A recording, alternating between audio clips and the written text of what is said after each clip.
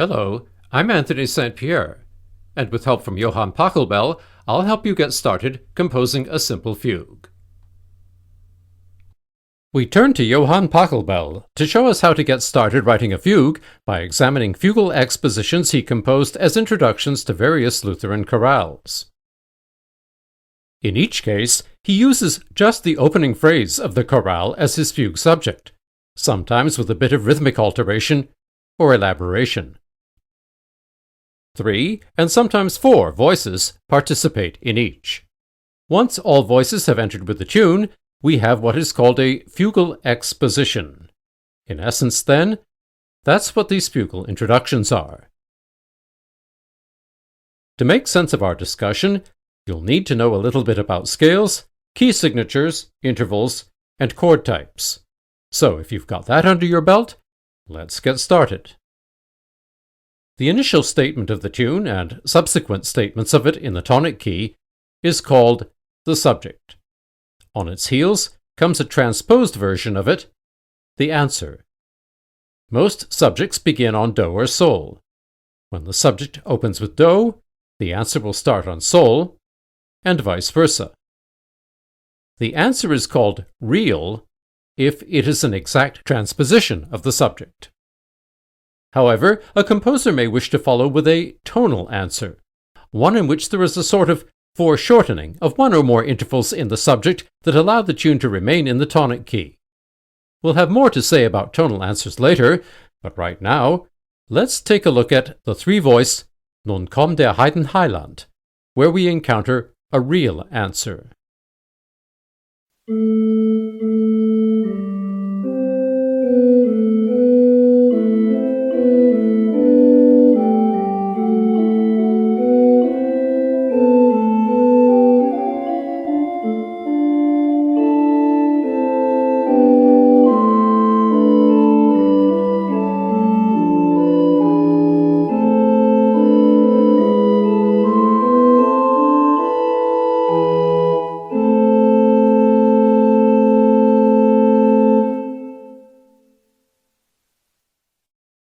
In duple meters, such as we have here, answers and subsequent statements of the subject may start either at the beginning of a bar or on the second half of the bar, which is what Pachelbel has chosen to do here.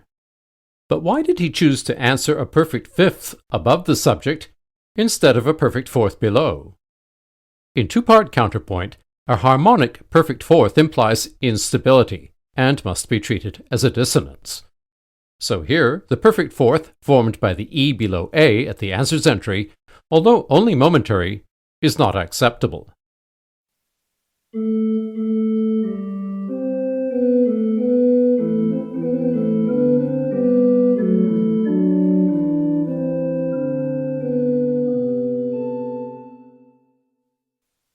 When such a coincident perfect fourth does not result, an answer in a lower voice is perfectly satisfactory. There is no preferred order for the entry of voices, but each must be in a voice adjacent to one that is already active. So, if opening with the bass, you have no choice but to answer in the tenor. But if you lead with the tenor, you can answer in either the bass or alto.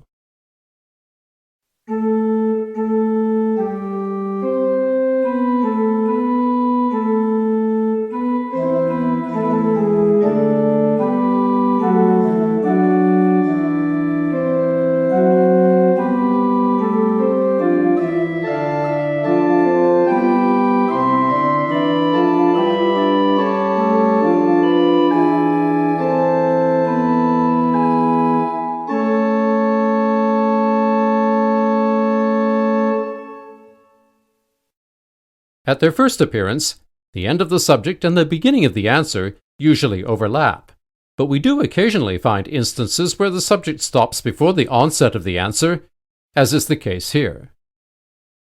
A bridge passage, such as we see here in bar 5, is called a Codetta.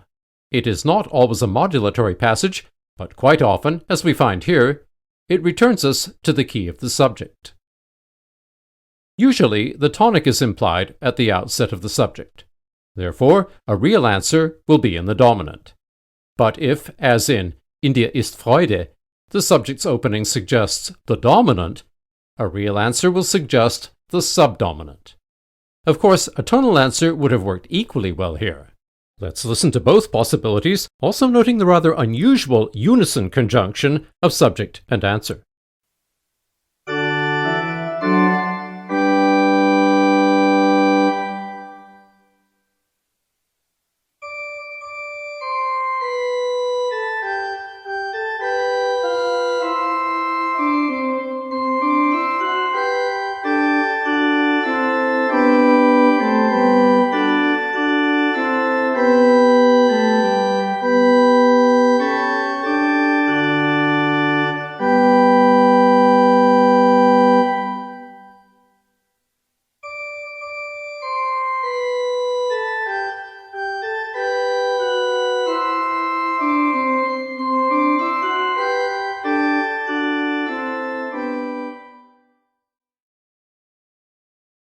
Not uncommonly, answers and non-initial subjects may appear in an emphatic form, that is, with the first half of the opening note missing.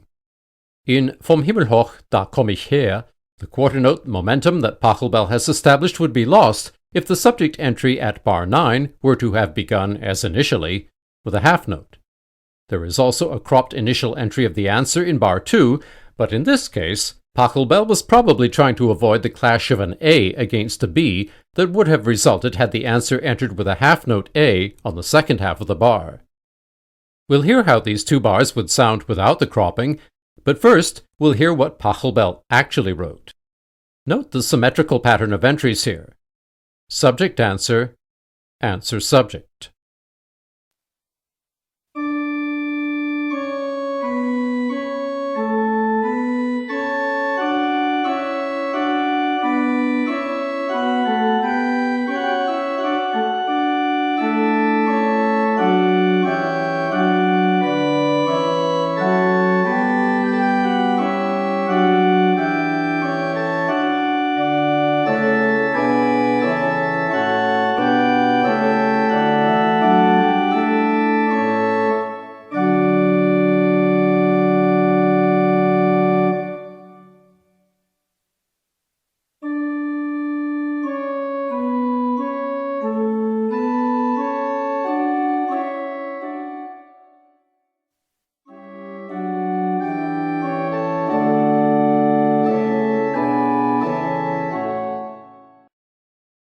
More commonly in four-voice fugues, however, the entry pattern is asymmetrical, as here in Lobt Gott, ihr Christen, allzugleich. Subject-answer, subject-answer. Note the modification of the original tune. Quarter notes at the opening become eighths in the fugue. In the triple meter Nun lasst uns Gott dem Herrn, Pachelbel takes the opposite approach to maintaining momentum with an anticipatory entry of the answer in bar 2. But perhaps more importantly, this anticipation allows Pachelbel to avoid entry on a dissonance, namely a diminished fifth. Let's hear what would have resulted from a replication of the subject's rhythm and compare that to what he actually wrote.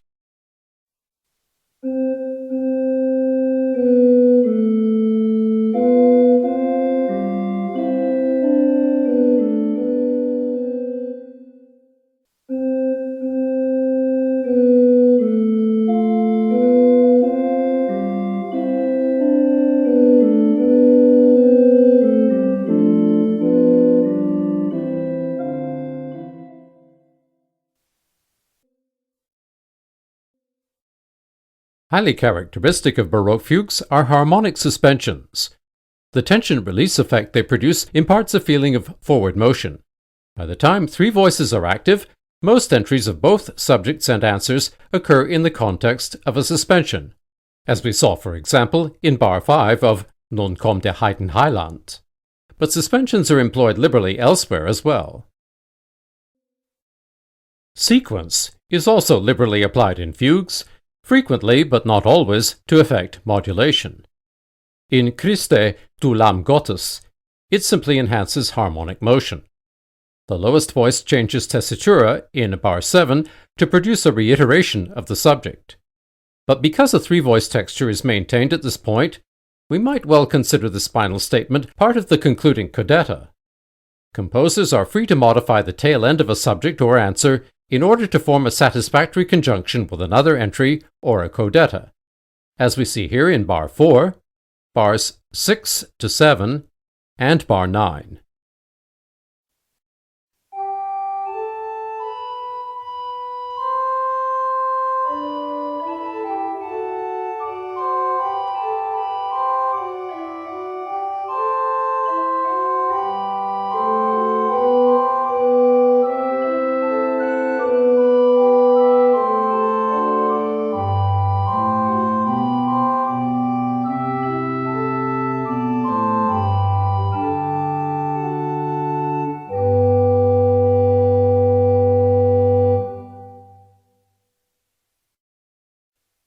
A frequent non-melodic motif is the quick drop of a perfect fourth that rebounds back up a perfect fourth. It keeps up the rhythmic momentum while the harmony is static. Our example is in bar 6. Let's continue looking at this fugue to learn about the characteristics of a tonal answer. The subject begins on Do, and as we'd expect, the answer starts with Sol.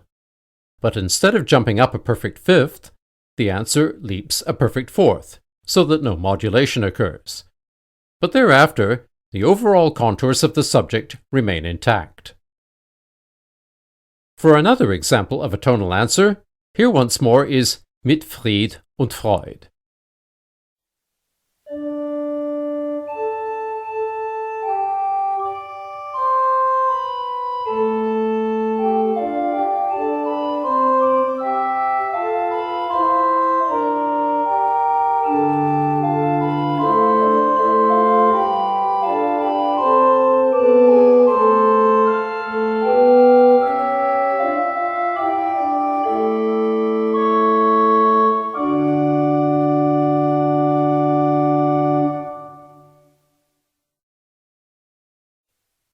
Once a voice has entered, it normally continues, although perhaps with some brief interruptions of a beat or two, at least as far as the end of the exposition.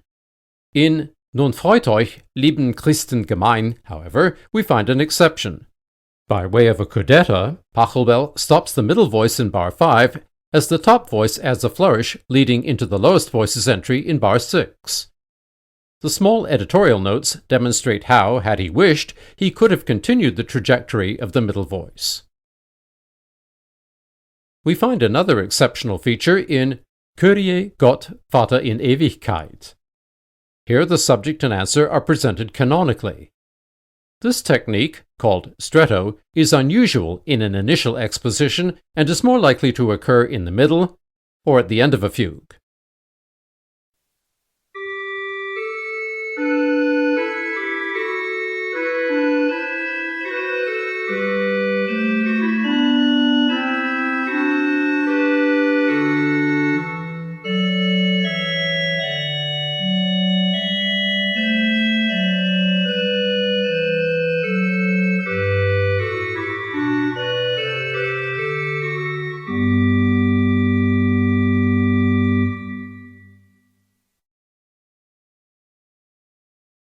For practice in composing fugal expositions, help yourself to any of Pachelbel's chorale introductions as the basis for your exercises. You might try rearranging the order of entries, or composing tonal answers where Pachelbel used real answers, and vice versa. Publication details for Pachelbel's organ works are given in the notes accompanying this video. Once you are proficient at forming the opening exposition, you'll be all set to compose a full-fledged fugue with multiple expositions using subjects of your own invention. Composing a simple fugue, the Exposition, was written, produced, and narrated by Anthony St. Pierre in 2021.